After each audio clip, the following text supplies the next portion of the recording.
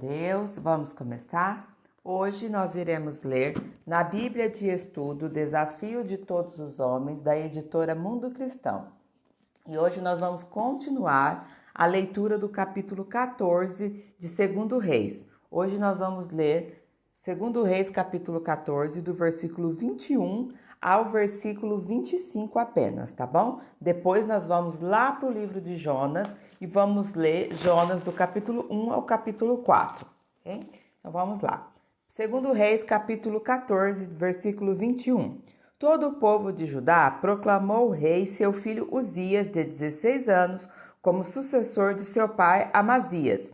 Depois que o seu pai morreu e se reuniu a seus antepassados, Uzias reconstruiu a cidade de Elate e a recuperou para Judá. Jeroboão II reina em Israel. Jeroboão II, filho de Jeobás, começou a reinar em Israel no 15º ano do reinado de Amazias, filho de Joás, rei de Judá. Reinou em Samaria por 41 anos. Fez o que era mal aos olhos do Senhor. Não se afastou dos pecados que Jeroboão, filho de Nebate, havia levado Israel a cometer. Jeroboão II recuperou os territórios de Israel entre Lebo-Amate e o Mar Morto, conforme o Senhor, o Deus de Israel, havia anunciado por meio de Jonas, filho de Amitai, profeta de Gate-Efer. Ok? Agora nós vamos lá para o livro de Jonas. Jonas, capítulo 1. Jonas foge de Deus. O Senhor deu esta mensagem a Jonas, filho de Amitai. Aprofunde-se e vá à grande cidade de Nínive.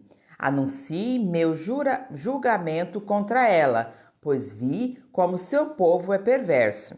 Jonas se aprontou, mas foi na direção contrária a fim de fugir do Senhor. Desceu ao porto de Gope, onde encontrou um navio que estava de partida para Tarsis.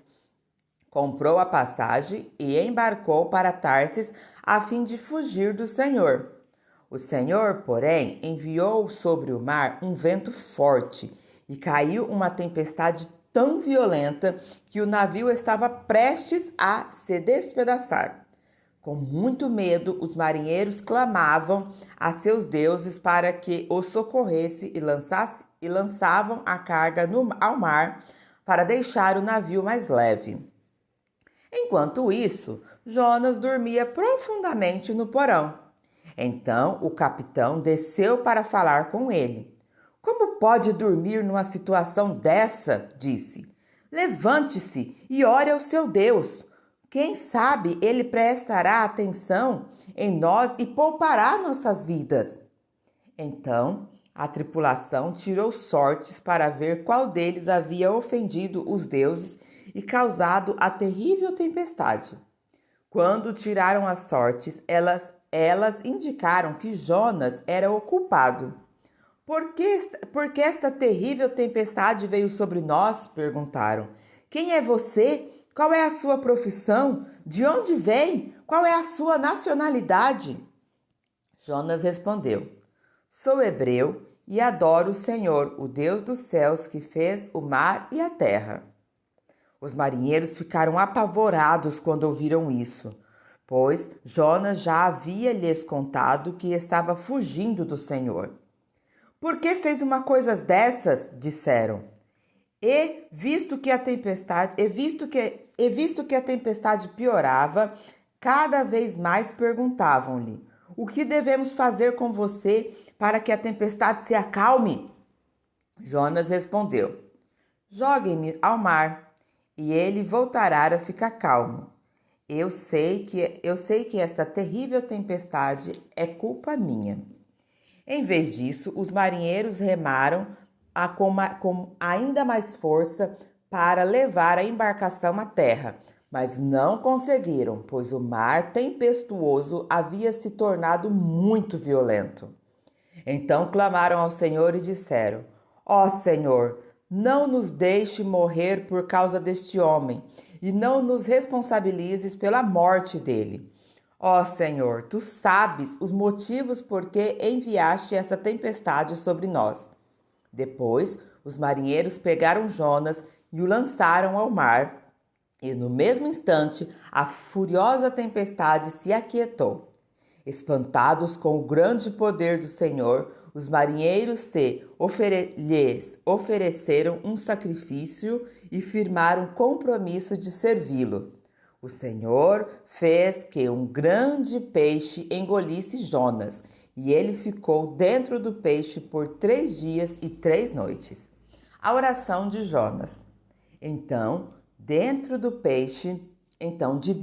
peixe, Jonas orou ao Senhor, seu Deus, e disse: Em minha angústia, clamei ao Senhor, e ele me respondeu. Gritei da terra dos mortos, e tu me ouvistes. Nas profundezas do oceano me lançastes, e aprofundei até o coração do mar. As águas me envolveram, fui encoberto por tuas tempestuosas ondas. Então eu disse: Tu me expulsastes de tua presença, e, no entanto, olharei de novo para o teu santo templo. Afundei debaixo das ondas, e as águas se encheram sobre mim. As algas se enrolam em minha cabeça. Afundei até os alicerces dos montes, fiquei preso na terra, cujas portas se fecharam para sempre. Mas tu, ó Senhor meu Deus, me resgatastes da morte. Quando minha vida se esvazia, me lembrei do Senhor, e minha oração subiu a ti, em teu santo templo. Os que adoram falsos deuses dão as costas para as misericórdias de Deus. Eu, porém, oferecerei sacrifícios a ti com cânticos de gratidão e cumprirei todos os meus votos, pois somente do Senhor vem o livramento. Então o Senhor ordenou que o peixe vomitasse Jonas na praia. Jonas vai a Nínive. Depois disso, o Senhor falou com Jonas pela segunda vez.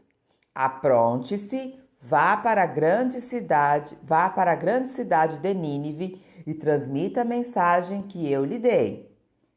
Dessa vez, Jonas obedeceu à ordem do Senhor e foi a Nínive, uma cidade tão grande que eram necessários 3 dias para percorrê-la inteira.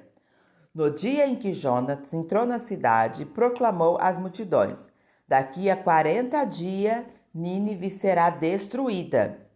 Os habitantes de Nínive creram em Deus e, desde o mais importante até o mais humilde, declararam um jejum e se vestiram de panos de saco. Quando o rei de Nínive ouviu o que Jonas dizia, desceu do trono, tirou as vestes reais, vestiu-se de pano de saco e sentou-se sobre um monte de cinzas. Então o rei e seus nobres enviaram este decreto a toda a cidade: Ninguém, nem mesmo os animais de seu gado e de seus rebanhos, podem comer ou beber alguma coisa.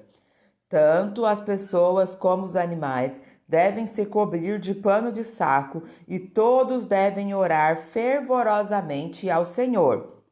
Depois, deixem seus maus caminhos e toda a sua violência.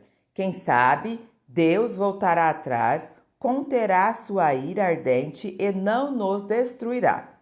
Quando Deus viu o que fizeram e como deixaram seus maus caminhos, voltou atrás e não os destruiu como ameaçado. A ira de Jonas por causa da misericórdia do Senhor. Jonas capítulo 4. Isso tudo deixou Jonas aborrecido e muito irado. Então orou ao Senhor: Antes de eu sair de casa, não foi isso que eu disse que tu farias, ó Senhor? Por esse motivo fugi para Tarsis. Sabia que és Deus misericordioso e compassivo, lento para se irar e cheio de amor. Estás prontos a voltar atrás e não trazer calamidade. Agora, tira minha vida, Senhor, Para mim é melhor morrer que viver desse modo. O Senhor respondeu: Você acha certo ficar irado assim? Então Jonas foi até um lugar a leste de Nínive e construiu um abrigo para sentar-se à sua sombra enquanto esperava para ver o que acontecia à cidade. O Senhor Deus fez crescer ali uma planta que logo espalhou suas folhas grandes sobre a cabeça de Jonas e o protegeu do sol. Isso aliviou o desconforto de Jonas e ele ficou muito grato pela planta. No dia seguinte, porém, ao amanhecer, Deus também mandou uma largata. Ela comeu o talo da planta, que secou. Quando o calor do sol se intensificou, Deus mandou um vento leste quente soprar sobre Jonas. O sol bateu em sua cabeça até ele sentir-se tão fraco que desejou morrer. Para mim é melhor a morte que viver desse modo, disse ele. Deus perguntou a Jonas: Você acha certo ficar tão irado por causa de uma planta?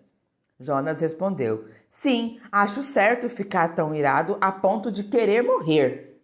Então o Senhor disse: Você tem compaixão de uma planta, embora não tenha feito coisa alguma para que ela crescesse. Ela depressa apareceu e depressa murchou. Nínive, porém, tem mais de 120.000 pessoas que não sabem discernir entre o certo e o errado, sem falar de muitos animais. Acaso não devo ter compaixão dessa grande cidade? Amém? Continuaremos a leitura no próximo vídeo.